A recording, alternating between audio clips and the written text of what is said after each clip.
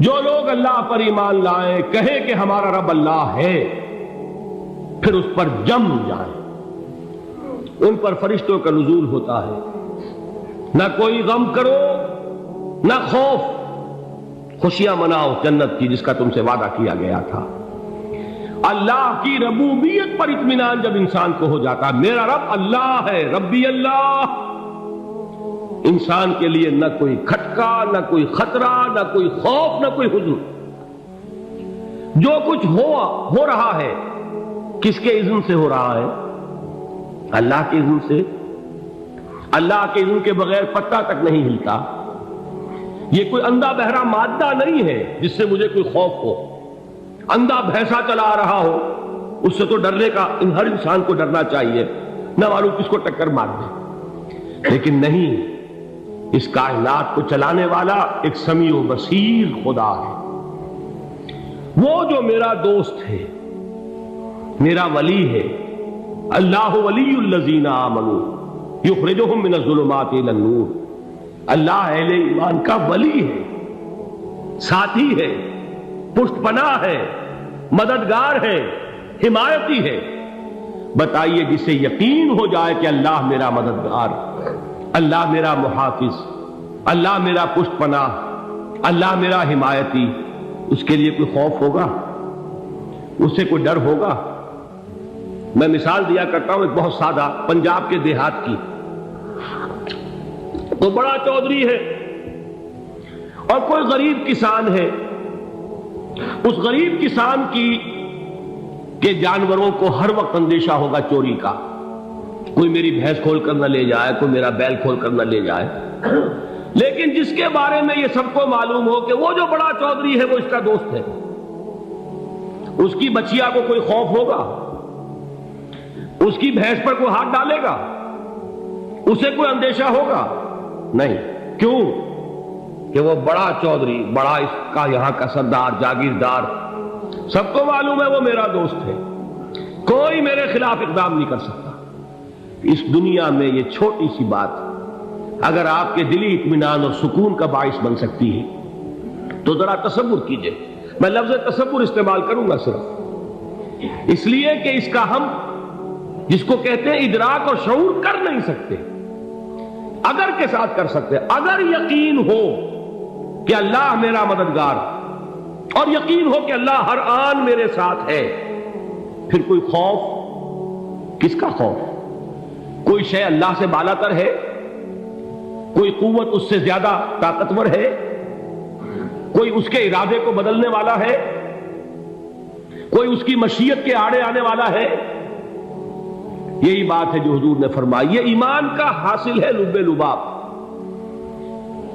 کہ دیکھو اچھی طرح اس بات کو ذہن نشین کر لو، اگر تمام انسان مل کر تمہیں کوئی نقصان پہنچانا چاہے نہیں پہنچا سکتے، مگر جو کچھ اللہ نے لکھ دیا ہو، اور تمام انسان مل کر تمہیں کوئی نفع پہنچانا چاہے نہیں پہنچا سکتے، مگر وہ شے جو اللہ نے طے کر دی۔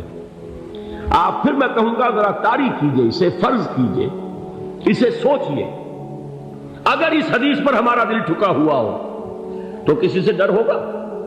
یہ مجھے نقصان نہ پہنچا دے، یہ میری رپورٹ خراب نہ کر دے، یہ میری انکریمنٹ نہ رکوا دے، یہ میرا یہ نہ بگاڑ دے، یہ میرے یہ نقصان نہ پہنچا دے۔ اس کا ڈر، اس کا ڈر، اس کا خوف، اس کی خوشامد، اس کے لیے جا کر طرح طرح سے اپنی عزت نفس کو ذلیل کروانا اس کے سامنے، یہ سب کچھ کیوں کرتا ہے انسان؟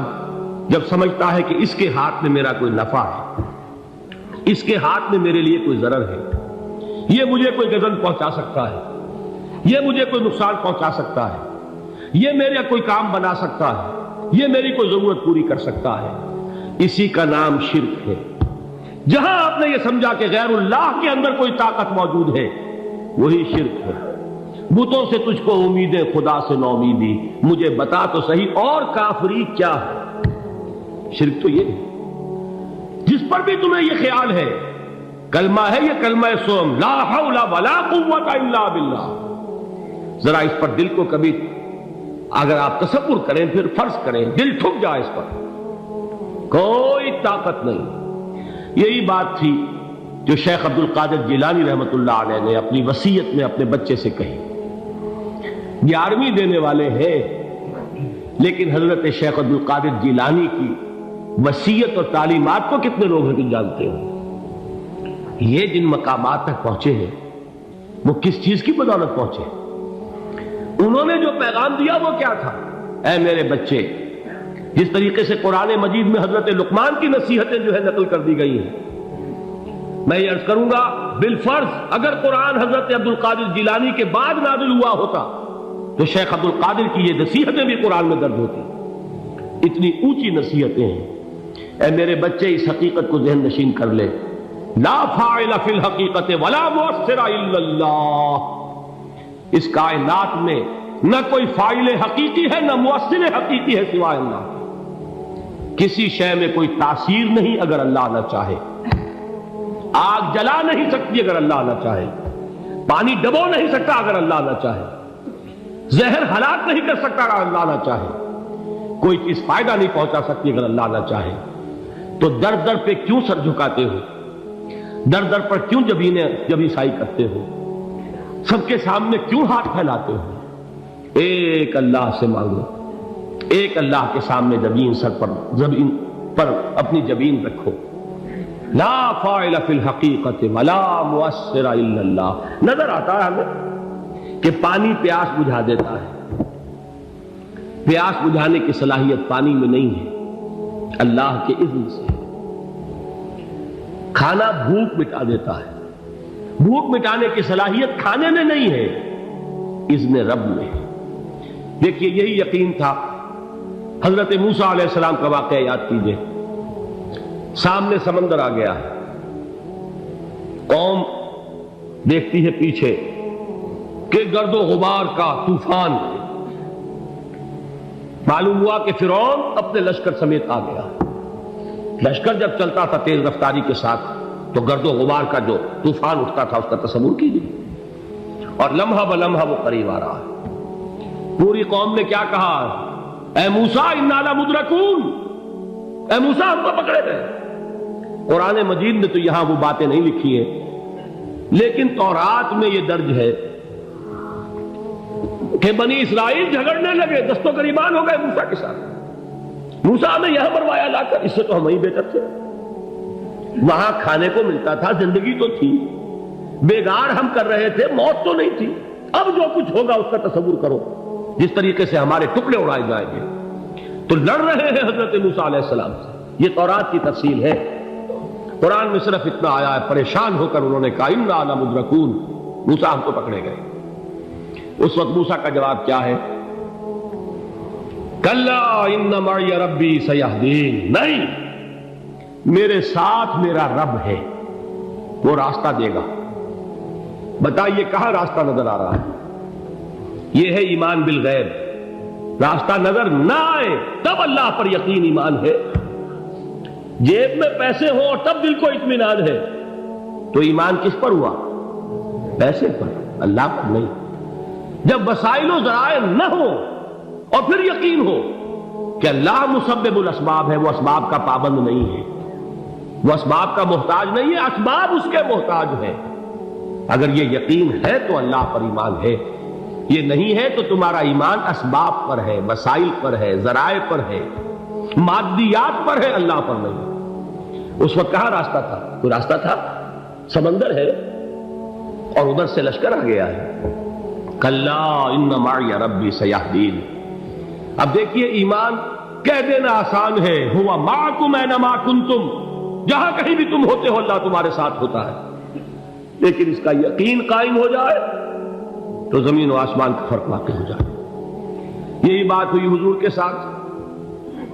غار ہے، چھپے ہوئے ہیں محمد رسول اللہ اور آپ کے وہ یار غار ابو بکر صدیق رضی اللہ تعالی عنہ.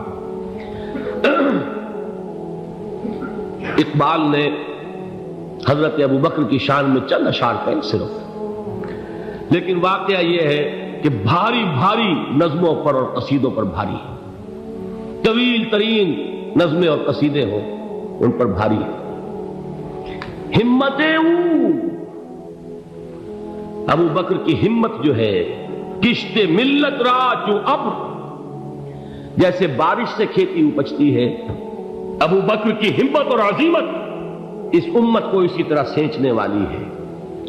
ثانیے اسلام و غار و بدر و قبر، وہ دوسرے تھے اسلام میں، دوسرے پہلے کون تھے؟ انا اول المومنین، حضور فرماتے سب سے پہلا ایمان لانے والا میں، دوسرے ابو بکر۔ ویسے ہمارے ہاں یہ چلتا ہے اختلاف، حضرت علی پہلے ہیں کہ حضرت ابو بکر پہلے ہیں، لیکن اس میں بڑی خوبصورت تطبیق قائم کی ہے علماء نے، اور بہت صحیح ہے۔ چار کے بارے میں فیصلہ ہی مت کرو کہ کون پہلے، ان کی ایک عجیب تقسیم کر دی ہے۔ آزاد مردوں میں، بالغ مردوں میں سب سے پہلے ابو بکر، بچوں میں سب سے پہلے علی، خواتین میں سب سے پہلے خدیجہ، اور غلاموں میں سب سے پہلے زید بن حارثہ۔ بڑی پیاری تقسیم ہے، یہ چاروں ہی پہلے ہیں، ہر ایک کے لیے اولیت ہے۔ اور واقعہ یہ ہے کہ اگر زمانی اعتبار سے تعین ہوگا تو پہلے خدیجۃ الکبریٰ آئیں گی رضی اللہ تعالی عنہ۔ کسی اور سے بات کرنے کی نوبت بعد میں آ سکتی ہے، پہلے تو اہلیہ محترمہ سے بات ہوئی، آتے ہی پہلی وحی ہوئی ہے، ابھی تبلیغ کا حکم نہیں تھا۔ کس کو بتایا واقعہ؟ ابھی اپنی نبوت کی تبلیغ کا تو حکم ہی نہیں آیا۔ واقعہ کس کا ہے؟ وہ خدیجہ کا ہے۔ جب کہا ہے کہ خشیت علی نفسی، مجھے اپنی جان کا اندیشہ ہے، تو کیا جواب دیا خدیجہ نے رضی اللہ تعالی عنہا؟ وہ صدیقۃ الکبریٰ ہے۔ صدیقات جو ہے خواتین، ان میں چوٹی پر خدیجۃ الکبریٰ ہے رضی اللہ تعالی عنہا، اور صدیق جو مرد ہیں ان میں صدیق اکبر ہے ابو بکر صدیق رضی اللہ تعالی عنہ، لیکن صدیقات میں چوٹی پر۔ جب حضور نے فرمایا خشیت علی نفسی، کیا فرمایا، کیا عرض کیا، کیسے تسلی دی؟ نہیں نہیں، اللہ آپ کو ضائع نہیں کرے گا، آپ غریبوں کے ہمدرد ہیں، آپ مساکین کے تکالیف رفع کرنے والے ہیں، آپ بیواؤں کی سرپرستی کرتے ہیں، آپ مسافروں کی خدمت کرتے ہیں، اللہ آپ کو ضائع نہیں کرے گا۔ یہ یقین ہے اس خاتون کے اندر۔ خیر وہ ایک علیحدہ بات ہو جائے گی۔ میرے دل پر حضرت خدیجہ رضی اللہ تعالیٰ عنہ کی شخصیت کا بڑا گہرا نقش ہے، جو وہ کوئی اور ہی وقت اور موقع ہوا تو بیان ہوگا۔ بہرحال اقبال نے ایک مصرے میں جو چار اولیتیں جمع کر دی ہیں، ہمت او کشت امت را چو ابر، ثانی اسلام و غار و بدر و قبر۔ اسلام میں حضور کے بعد پہلے کون؟ ابو بکر۔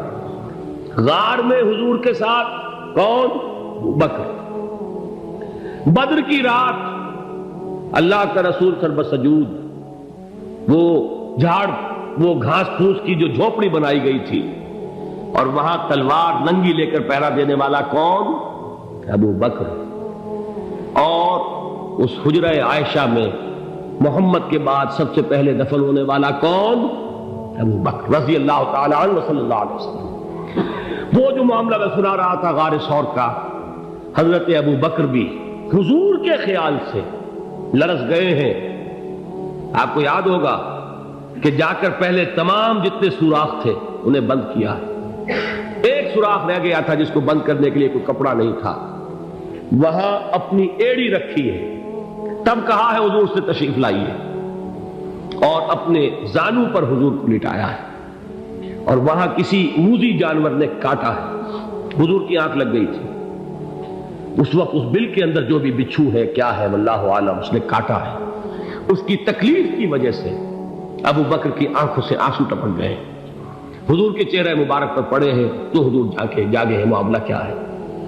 ایڑی نہیں ہٹائی وہاں سے، مبادا وہ جانور وہاں سے نکل کر محمد الرسول اللہ کو کوئی گزن پہنچا دے، ابو بکر کی ایڑی ہے، جس طرح چاہے کھا لے، ختم کر دے، جان نکل جائے تب کوئی آنچ آئے، محمد پر تو آئے، لیکن جیتے جی نہیں۔